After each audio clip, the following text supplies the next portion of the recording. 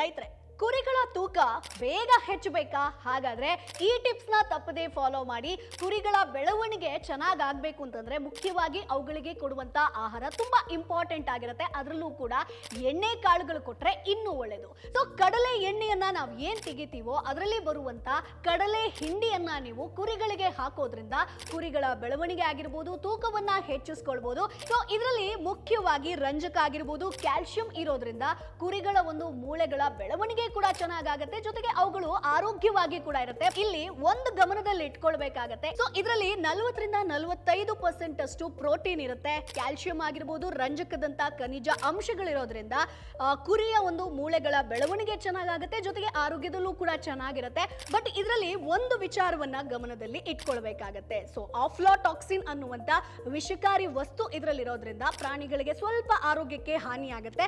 But ಇದಕ್ಕೆ solution ಏನಪ್ಪಾ ಅಂತಂದ್ರೆ ಟಾಕ್ಸಿನ್ ಬೈಂಡಿಂಗ್ ಪೌಡರ್ ಅನ್ನುವಂಥದ್ದು ಮಾರುಕಟ್ಟೆಯಲ್ಲಿ ಸಿಗುತ್ತೆ. ಸೊ ರೈತರು ಇದನ್ನ ಮಿಕ್ಸ್ ಮಾಡಿ ಕೊಡೋದ್ರಿಂದ ಕುರಿಗಳ ಒಂದು ದೇಹಕ್ಕೆ ಯಾವುದೇ ಒಂದು ಅಡ್ಡ ಪರಿಣಾಮ ಬೀಳೋದಿಲ್ಲ. ಈ ಒಂದು ಟಿಪ್ಸ್ ನ ಕೂಡ ನೀವು ಫಾಲೋ ಮಾಡಬಹುದು.